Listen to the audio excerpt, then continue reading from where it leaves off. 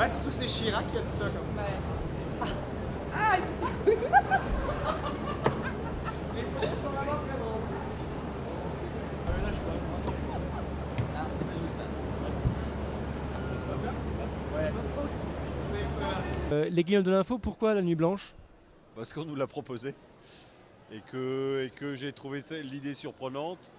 Et puis après, je me suis dit, tiens, c'est peut-être une bonne occasion de sortir de la télévision, de sortir de la lucarne et de rencontrer directement le public.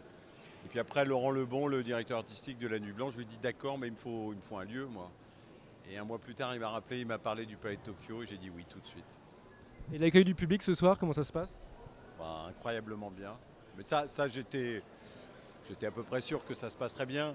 Mais ce qui me touche beaucoup, c'est de voir que tout le monde a le sourire ici. Et que, évidemment, en voyant le JT des Guignols, les gens se marrent, mais quand ils voient les objets, quand ils voient la façon dont ça se construit, quand ils voient le travail de toutes les équipes, quand ils voient les objets, tout ça rappelle tellement de souvenirs. Enfin, il y a quelque chose qui s'apparente au bonheur que j'aime bien. Il y a d'autres occasions dans l'année où on peut voir les marionnettes? Non. Et vous savez, en 25 ans d'existence, ça doit faire la deuxième fois qu'on sort. Donc c'est un événement rarissime, donc il faut en profiter. Alors un peu de sérieux maintenant. Nous accueillons Bertrand Delanoë, créateur de la Nuit Blanche. Monsieur Delanoë, c'est un événement important pour vous. Ah bah oui, la Nuit Blanche, c'est le grand moment de l'année pour moi. Hein. De toute façon, à part la Nuit Blanche, je vois pas ce que j'aurais pu faire d'autre, hein, vu que j'ai pas eu de ministère. Comment ça? Bah Bertrand, il a pas de niveau pour être ministre. Par contre, quand on veut sortir le soir, on est bien content de le trouver, le Bertrand. Oui, mais vous êtes maire de Paris, c'est pour ça. Oh oui, ça va, on le saura, je ne suis que maire de Paris. Et c'est bien déjà. Oui, oui, c'est bien. Paris-Plage et la Nuit Blanche, c'est super. Je vais marquer l'histoire avec ça. Oh, j'en ai ras-le-bol de cette Nuit Blanche, moi. Bien, merci de nous accueillir au Palais de Tokyo, c'est un endroit magnifique, hein. Ouais, ah bah moi je trouve ça tout pourri. J'aurais préféré Matignon.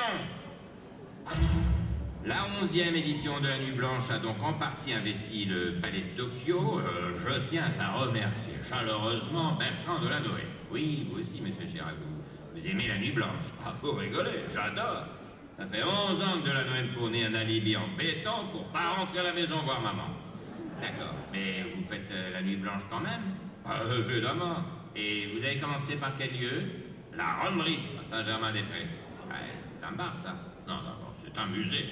J'ai commencé par m'enfiler un rhum de 1896. Ensuite, j'ai enchaîné avec un cognac vieux de 200 ans. Une merde.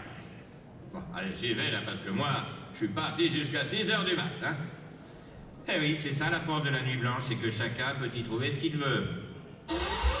Voilà, vous savez désormais tout sur cette 11e édition de la Nuit Blanche, en souhaitant que vous en profitiez au maximum. Bonne soirée à tous et à l'année prochaine. Allez, à ciao, bonsoir.